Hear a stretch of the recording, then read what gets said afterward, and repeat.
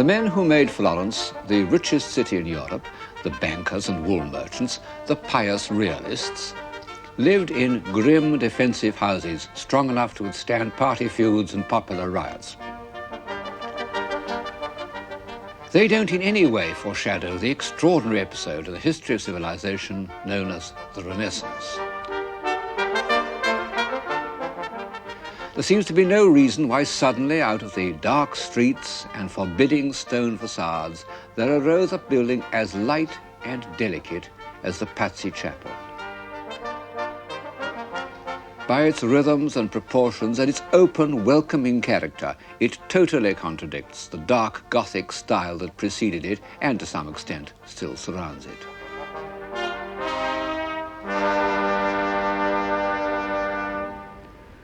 What has happened? The answer is contained in one sentence by the old Greek philosopher Protagoras. Man is the measure of all things. The building in front of which I am standing, the Pazzi Chapel, built in about 1430 by the great architect Brunelleschi, has rightly been described as the architecture of humanism. His friend and fellow architect, Leonardo Alberti, addressed man in these words: "To you is given a body more graceful than other animals, to you power of apt and various movements, to you most sharp and delicate senses, to you wit, reason, memory, like an immortal God." Well, it's certainly incorrect to say that we are more graceful than other animals, and we don't feel much like immortal gods at the moment. But in 1400, the Florentines did. There's no better instance of how a burst of civilization depends on confidence than the Florentine state of mind in the early 15th century. Gloria in excelsis Deo.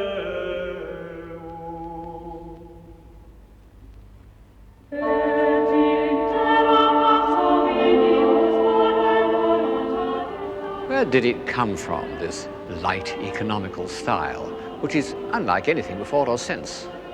I think that it really was the invention of an individual, of Brunelleschi. But of course, an architectural style can't take root unless it satisfies some need of the time. And Brunelleschi's style satisfied the need of the clear-headed, bright-minded men who appeared on the Florentine scene at the moment when the discipline of trade and banking, in its most austere form, was beginning to be relaxed. And life, the full use of the human faculties, became more important than making money.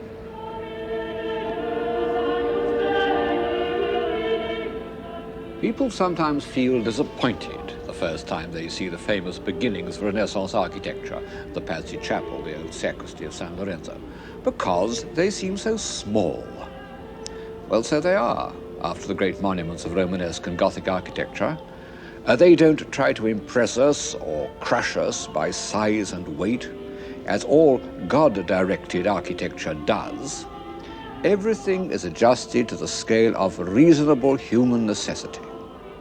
They're intended to make each individual more conscious of his powers as a complete moral and intellectual being.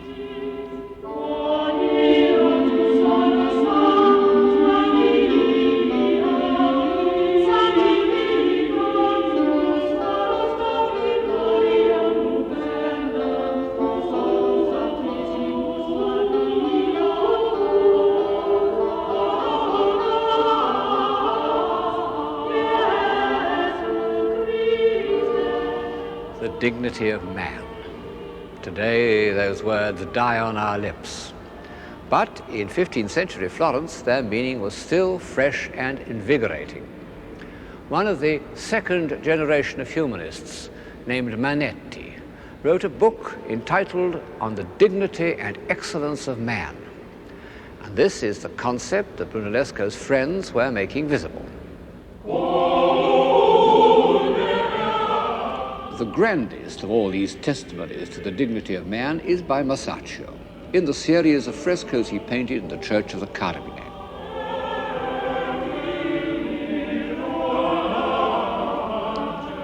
Two of them represent the apostles Peter and Paul performing acts of mercy. As St. Peter moves gravely through the streets, his shadow cures the sick, including this noble old man, more like a bishop than a beggar. And in the balancing fresco, Peter and his disciples give alms to a poor woman who is one of the great sculptural creations in painting. What characters they are, morally and intellectually men of weight, the least frivolous of men, infinitely remote from the gay courtiers of Jean de Berry, who are only 30 years older. They have that air of contained vitality and confidence that one often finds in the founding fathers of a civilization. Those that come first to my mind are the Egyptians of the first 4 dynasties. The most famous group in the series represents the story of the tribute money, and the heads of the apostles seem to reflect the high seriousness of the Florentine Republic. It was directed by a group of the most intelligent individuals who have ever been elected to power by a democratic government. The Florentine chancellors were scholars, believers in the studia humanitatis, in which learning could be used to achieve a happy life, believers in the application of free intelligence to public affairs, believers above all in Florence. The second and greatest of these humanist chancellors, Leonardo Bruni, compared the civic virtues of Republican Florence with those of Republican Rome. Later, he went even further and compared it to Athens in the age of Pericles, which wasn't far wrong.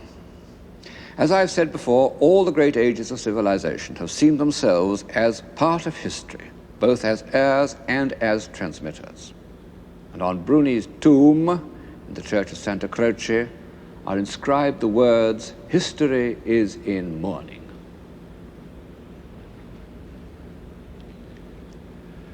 Bruni and his friends had derived these ideals from the authors of Greece and Rome. Now, much as one would like to say something new about the Renaissance, the old belief that it was largely based on the study of antique literature remains true. Of course, the Middle Ages derived much more from classical antiquity than used to be supposed, but their sources were limited, their texts corrupt, and their interpretations often fanciful. Almost the first man to read classical authors with real insight was the poet Petrarch, that complex figure of the 14th century, that false dawn of humanism, whose love of opposites, of fame and solitude, of nature and politics, of rhetoric and self-revelation, makes us think of him as the first modern man, until we begin to read his works. Petrarch never learned Greek, but his younger contemporary, Boccaccio, did, and so there entered into Florentine thought a new regenerative force and a new example. The first 30 years of the 15th century was the heroic age of scholarship, when unknown works by the greatest writers of antiquity, Tacitus, Plato, Cicero, and a dozen others, were discovered in monastic libraries, where they'd lain since they were copied in the Dark Ages. And it was to house these precious texts, any one of which might contain some new revelation, that Cosimo de' Medici built the library of San Marco. It looks to us peaceful and remote, but the first studies that took place there were not remote from life at all. It was the humanist equivalent of the Cavendish laboratory. The manuscripts unpacked and studied under these harmonious vaults could alter the course of history with an explosion not of matter, but of mind. Next to the Pazzi Chapel are the cloisters of Santa Croce, also built by Brunelleschi some years later. I said that the Gothic cathedrals were hymns to divine light. These cloisters, with their round arches, running races in their mirth, happily celebrate the light of human intelligence. And sitting in them, I find it quite easy to believe in man.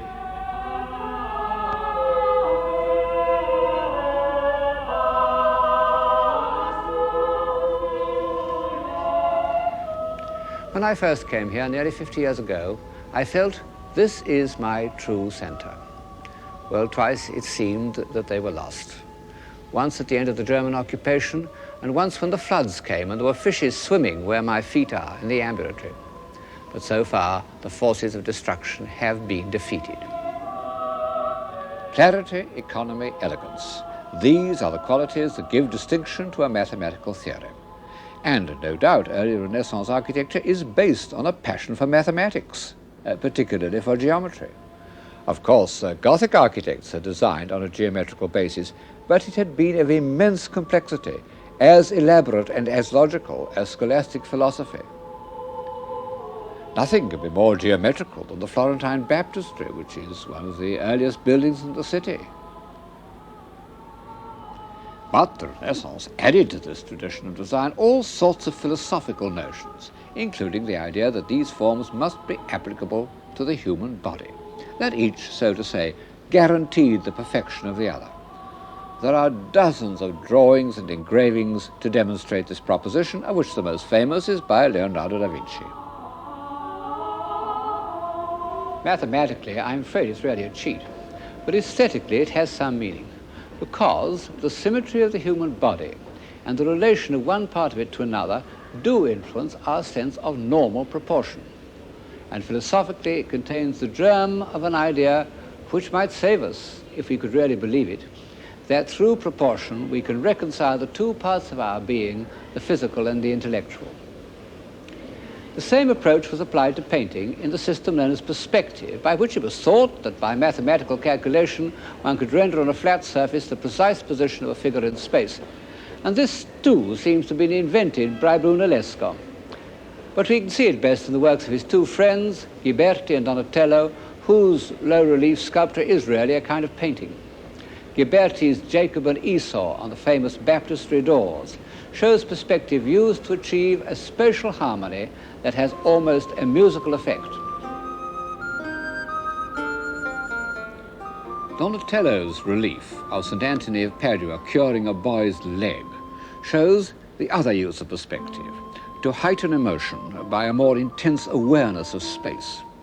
I don't know why I always feel there's something alarming about an empty amphitheater, which suits the drama of this particular subject. The Florentines were extremely proud of this invention, which they thought, wrongly as it turned out, was unknown to antiquity.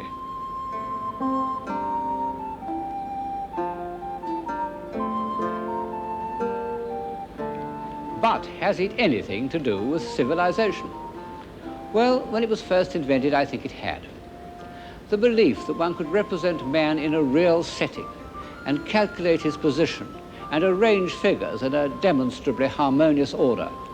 This belief expressed, symbolically, a new idea about man's place in the scheme of things and man's control over his own destiny. As an aid to realism, perspective is of no importance. The realistic painters of Flanders got on very well without it. But as a symbol, it means something. And it's as a symbol that it passes into the decorative arts of the early Renaissance. And one finds it as the principal theme of those wooden inlays in panelled rooms or choir stalls, which are a repertoire of Renaissance symbolism. Perspective was concerned with the representation of towns, if only because it was by the paved floor and receding arcade that the system could be shown to advantage. And in the 15th century, painters did a number of pictures of ideal towns, which are both architectural harmonies and the perfect setting for social man. Alberti describes in his great book on building the necessity of a public square, where young men may be diverted from the mischievousness and folly natural to their age. And under handsome porticos, old men may spend the heat of the day and be mutually serviceable to one another. I think that Piero della Francesca, who derived so much from Alberti, may well have had this and similar passages in mind when he painted this, the most harmonious of all ideal cities.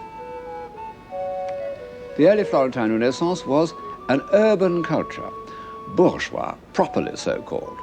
Men spent their time in the streets and squares, and in the shops. A good Florentine, says one of their moralists, sta sempre a bottega, is always in the shop. And these shops were completely public. You can see in this engraving how a craftsman's workshop was open to the street, so that passers-by could see what was being done and rival artists make scathing comments. The Renaissance historian of art, Vasari, when he asked himself why it was in Florence more than elsewhere that men became perfect in the arts, gave as his first answer the spirit of criticism, the air of Florence making minds naturally free and not content with mediocrity. And this harsh, outspoken criticism meant that there was no gap of incomprehension between the intelligent patron and the artist.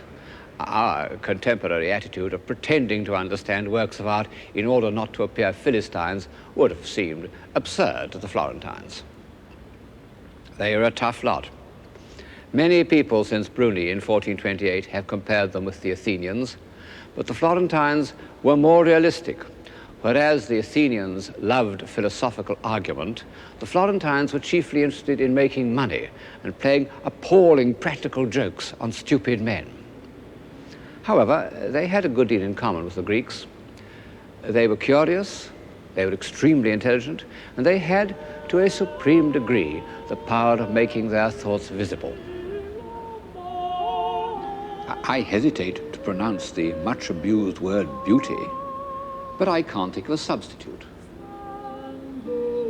Like the Athenians, the Florentines loved beauty. This is a constant source of surprise to anyone who knows them. But as Walter Pater said of Michelangelo, out of the strong came forth sweetness.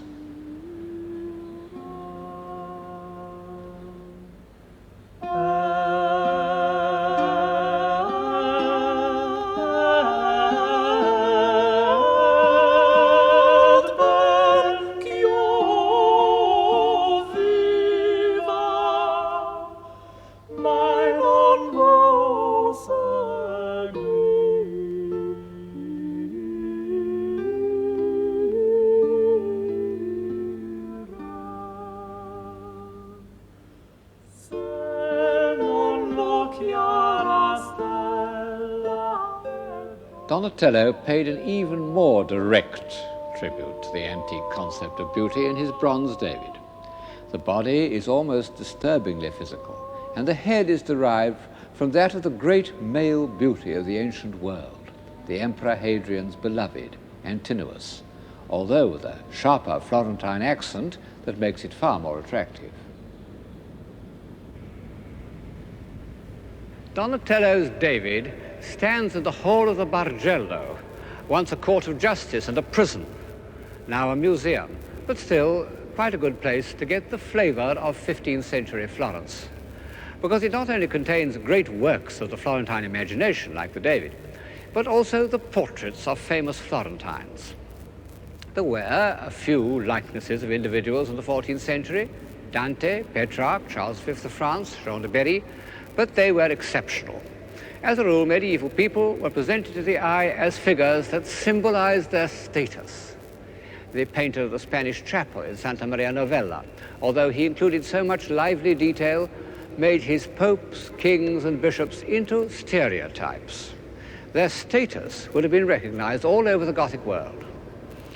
But these proudly individual characters wished to record for posterity exactly what they were like. In fact, many of these busts are done from actual death masks, which even great artists like Donatello didn't hesitate to incorporate in their work. Of course, this bronze relief isn't at all a death mask. It's the self-portrait of that character who so often flits in and out of the program, the architect and universal man, Leon Battista Alberti. What a face. Proud and alert, like a willful, intelligent racehorse. Among other things, Alberti wrote an autobiography, and as we should expect, he is not inhibited by false modesty. He tells us how the strongest horses trembled under him, how he could throw further and jump higher and work harder than any man. He describes how he conquered every weakness because a man can do all things if he will. It was the motto of the early Renaissance. And it's reflected in the heads of Renaissance heroes as they have come down to us in their memorials, in Donatello's Gattamelata in Padua. Of course, these heads are so much idealized as to be, in our sense, scarcely portraits at all. Realistic portraiture, the use of the accidents of each individual face to reveal inner life, wasn't a Florentine or even an Italian invention. It was invented in Flanders and came to an immediate perfection in the work of Jan van Eyck. No one has looked at the human face with a more dispassionate eye and recorded his findings with a more delicate hand. But in fact, many of his sitters were Italians. Alberti, the cardinal who employed Alberti as secretary, and Arnolfini, a member of the international world of the wool trade, banking, papal diplomacy. And perhaps it was only in such a society that these evolved and subtle characters could have accepted the revelation of their personalities.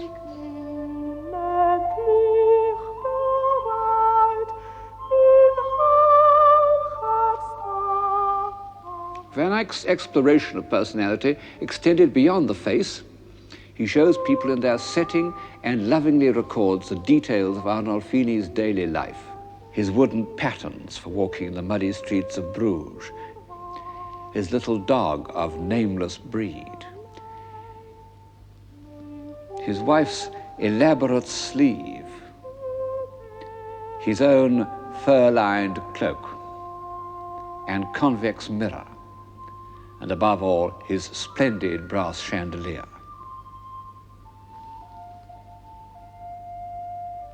And by a miracle that defies the laws of art history, he was able to show them to us enveloped in daylight, as real as if it had been observed by Vermeer of Delft.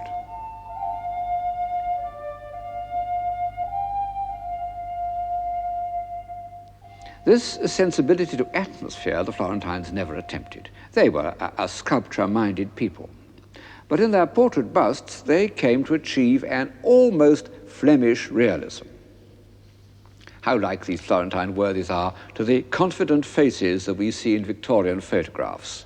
This is the professional man, a doctor, his face lined with the wisdom of experience. In fact, he was Donatello's doctor and saved his life. And this is a businessman called Pietro Mellini.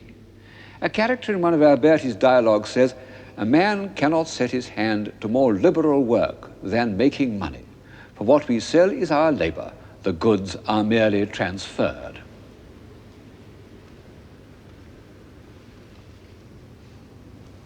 Yes, that was really written in 1434, not in 1850. And contrariwise, if you dressed Mellini in 19th century clothes, he would look perfectly convincing.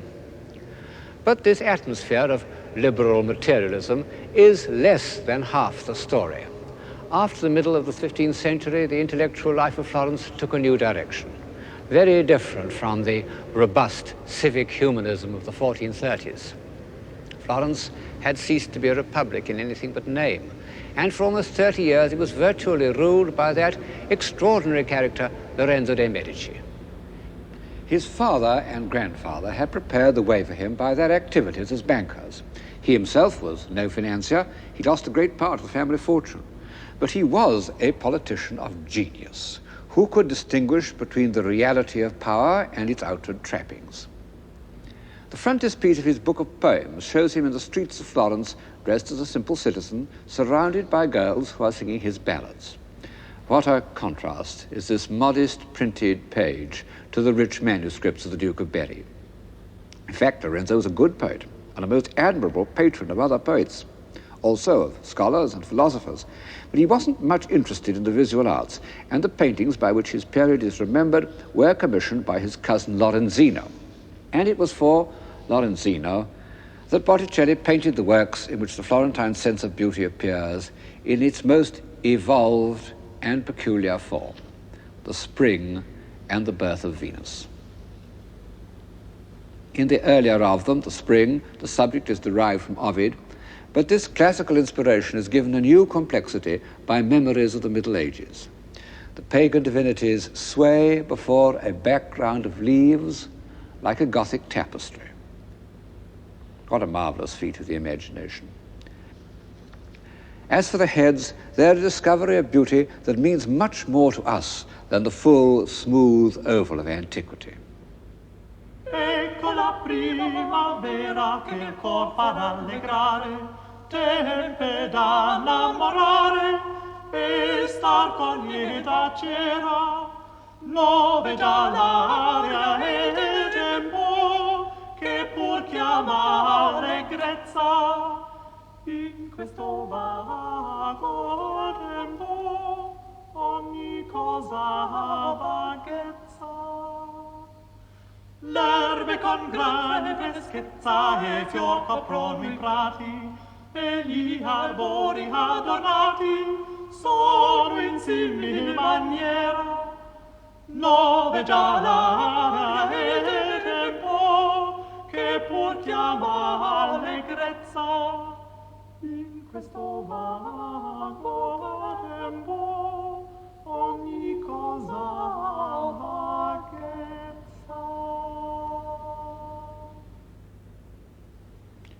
The subject of Botticelli's other great allegory, The Birth of Venus, is taken from a contemporary poet, Poliziano.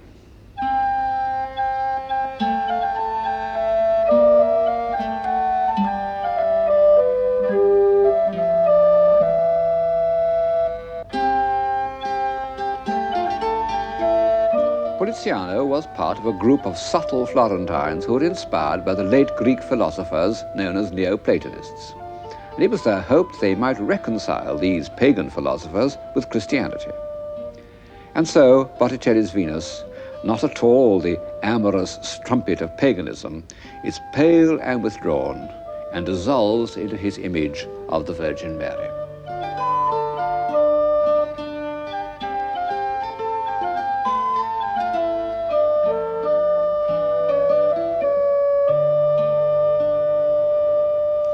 The discovery of the individual was made in early 15th century Florence. Nothing can alter that fact. But in the last quarter of the century, the Renaissance owed quite as much to the small courts of northern Italy, Ferrara, Mantua, and above all Urbino, this small and rather remote town on the eastern perimeter of the Apennines. It could be argued that life in the court of Urbino was one of the high watermarks of Western civilization. The reason is that this court and its dominions were protected from the surrounding ruffians by Federigo Montefeltro, the first Duke of Urbino, the greatest general of his day, who was also a humane and intelligent man.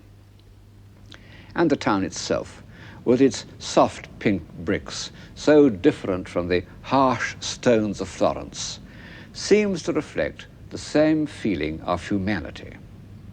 It's small enough for a good ruler to know all the inhabitants and listen to their troubles, which in fact is exactly what Duke Federigo did. His palace began as a fortress built on an impregnable rock, and only when he'd fought his way to security could he afford to give it the sweet and delicate details which make it one of the most beautiful pieces of architecture in the world.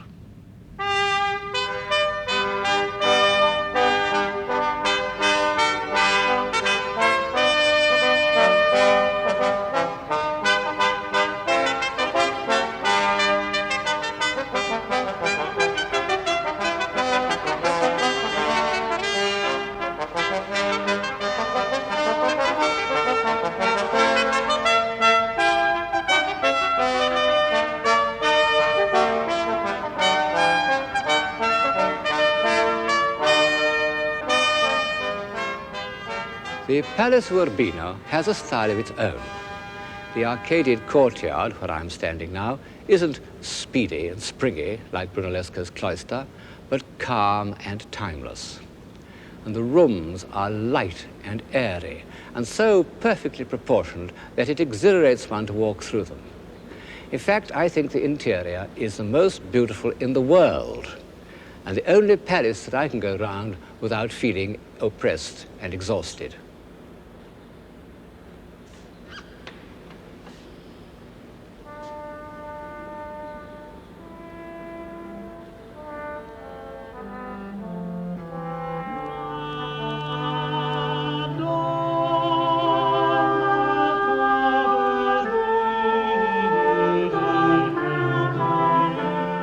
Curiously enough, we don't know the name of the architect who was responsible for this masterpiece. A famous fortress builder named Lorana did the substructure, but he left Urbino long before the lived-in part of the palace was begun. But the painter Piero della Francesca was there at exactly the date when it was being decorated, and personally I believe that he was responsible for its style. The architecture in this picture by Piero, which is in Urbino, shows exactly the same kind of delicate detail that one finds round the doors and windows of the palace, and it was painted, 10 years earlier.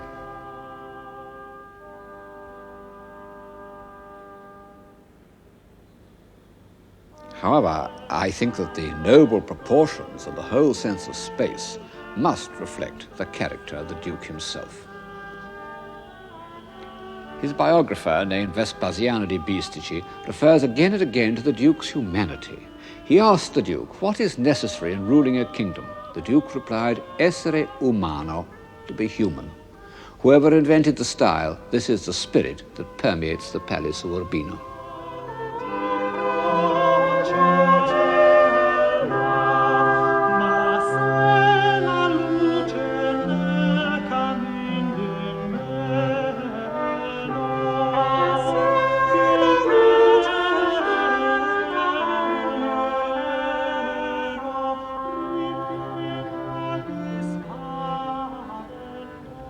As a part of civilization, the Palace of Urbino extended beyond the 15th century. The great architect of the High Renaissance, Bramante, was a native of Urbino, may even have worked in the palace when it was being completed. The court painter was a silly old creature named Giovanni Santi, the sort of obliging mediocrity who was always welcome in courts, even in the court of Urbino. No doubt the ladies, when they were in need of a design for embroidery, used to say, let's send for dear old Mr. Santi. And when he came, he brought with him his beautiful little son, Raffaello. And so Raphael, one of the civilizing forces of the Western imagination, found his earliest impressions of harmony and proportion and good manners in the court of Urbino. Good manners. That was another product of Urbino. In common with other Italian courts, Ferrara and Mantua, young men went there to finish their education.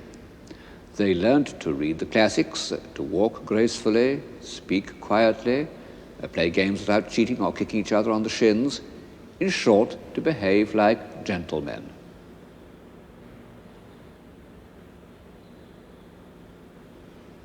Under Federigo's son and successor, Guidobaldo, the notion of a gentleman was given classic expression in a book called Il Cortegiano, the Courtier, by Baldassare Castiglione. It had an immense influence. The Emperor Charles V had only 3 books beside his bed: the Bible, Machiavelli's Prince, and Castiglione's Courtier. For over 100 years, it formed everybody's notion of good manners. Actually, it's very much more than a handbook of polite behavior, because Castiglione's ideal of a gentleman is based on real human values. He mustn't hurt people's feelings or make them feel inferior by showing off. He must be easy and natural, just as Castiglione himself appears to be in his portrait by Raphael. And he mustn't be a mere worldling. The Cortegiano ends with a moving discourse on the subject of love. Just as Botticelli's Spring unites the tapestry world of the Middle Ages with pagan mythology, so Castiglione's Courtier unites the medieval concept of chivalry with the ideal love of Plato.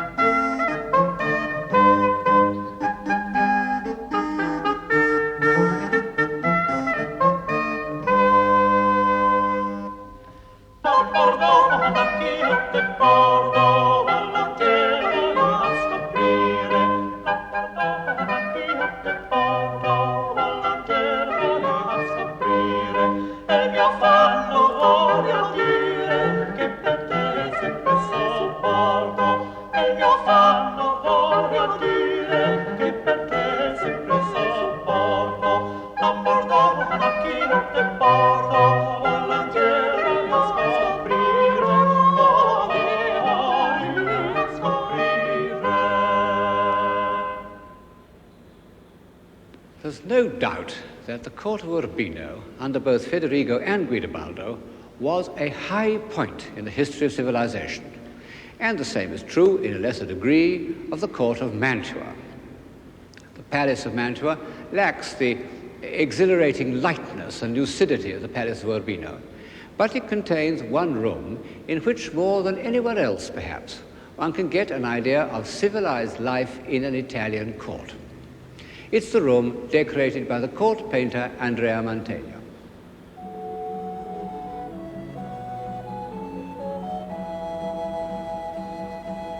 Birds and cherubs and people look down from an imaginary hole in the roof, a new use of perspective.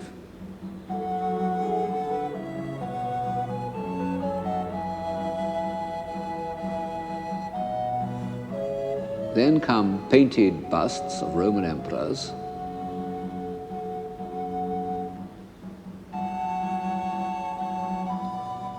but the scene below isn't at all archaeological. It shows the Gonzaga family as large as life.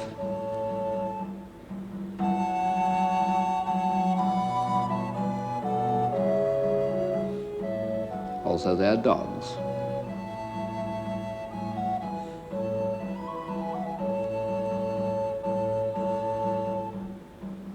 Their courtiers, their old retainers, and one of their celebrated dwarfs.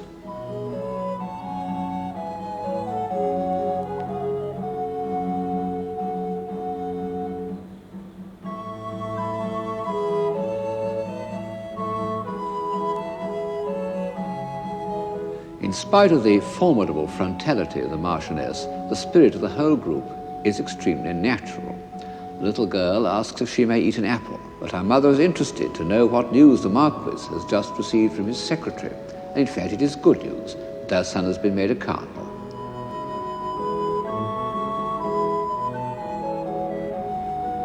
And in another scene, the Marquis goes to greet him, accompanied by his dogs and his younger sons.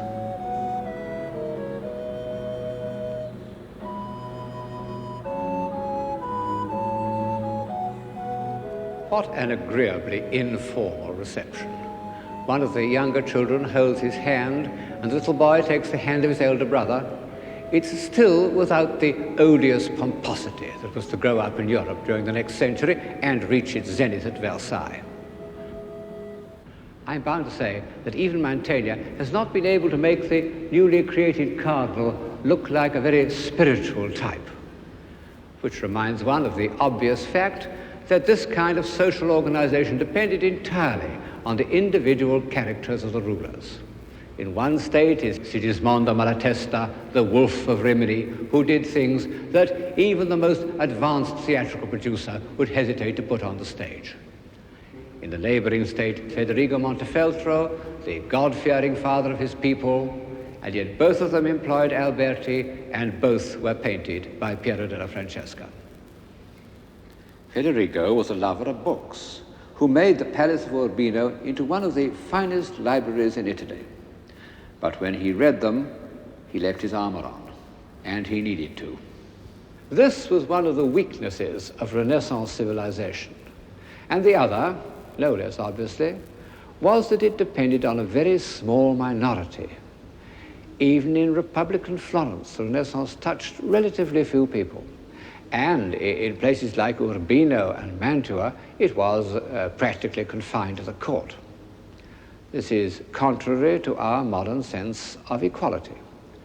But one can't help wondering how far civilization would have evolved if it had been entirely dependent on the popular will. W.B. Yeats actually used the example of Urbino when he addressed a poem to a wealthy man who promised a subscription to the Dublin Gallery if it were proved that the people wanted pictures. He said, and Guidobaldo, when he made that mirror school of courtesy where wit and beauty learnt their trade upon Urbino's windy hill, had sent no runners to and fro that he might learn the shepherd's will.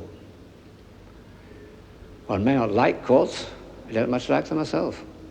But at a certain stage, it's only in a court that a man may do something extravagant for its own sake, because he wants to, because it seems worth doing, something like the extraordinary wooden inlays in this study. And it's sometimes through such willful, superfluous actions that men discover their powers.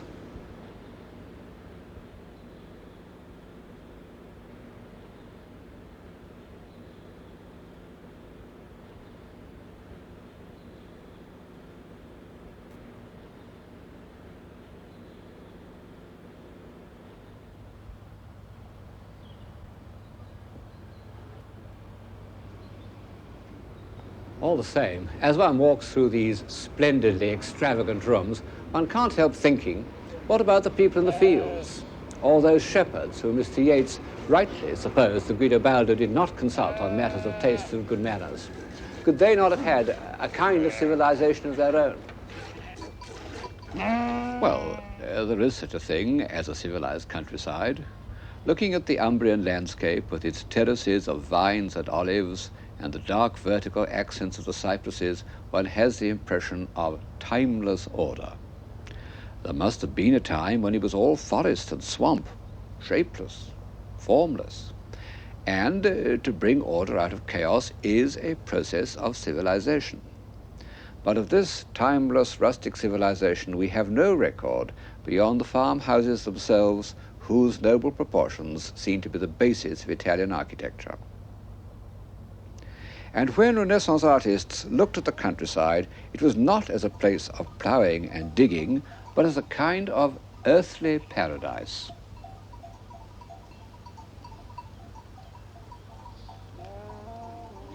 This is how it appears in the first evolved landscape in European painting, the background of Van Eyck's Adoration of the Lamb.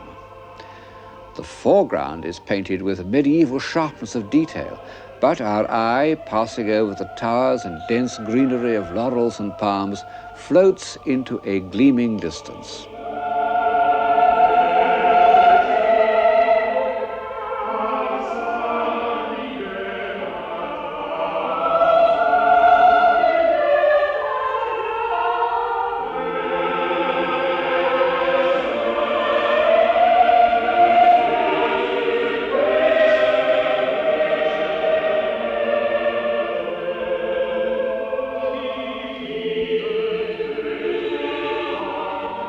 Already, awareness of nature is associated with the desire to escape and the hope of a better life. And such it remained in the work of Giovanni Bellini, the founder of Venetian painting, who first used his backgrounds to create a mood in which the action or story of the picture can be more vividly felt.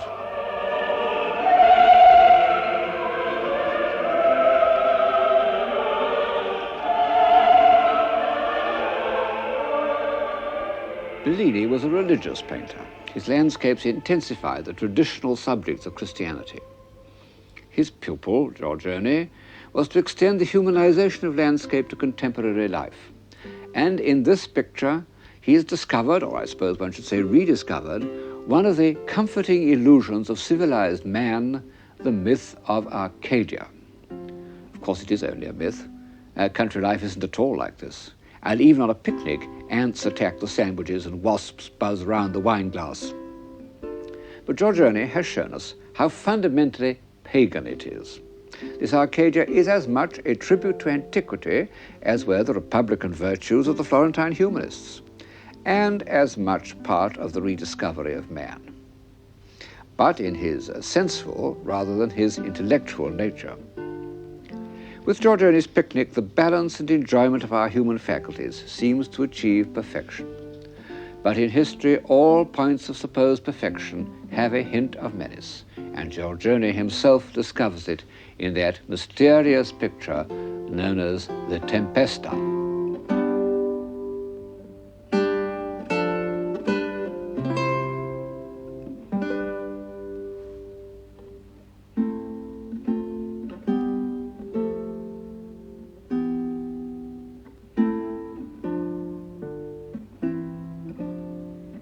What on earth is going on? What is the meaning of this half-naked woman suckling a baby, this flash of lightning, this broken column? Nobody knows. Nobody has ever known. It was described in Giorgione's own time as a soldier and a gypsy. Well, whatever it means, it certainly doesn't show any confidence in the light of human reason. A man can do all things if he will. How naive Alberti's statement seems when one thinks of that great bundle of fears and memories that every individual carries around with him, to say nothing of the external forces which are totally beyond his control. Giorgione, the passionate lover of physical beauty, painted this picture of an old woman and inscribed it col tempo, with time. One can see that she must once have been a beauty. It's one of the first masterpieces of a new pessimism, new because without the comfort of religion, that was to be given final expression by Hamlet.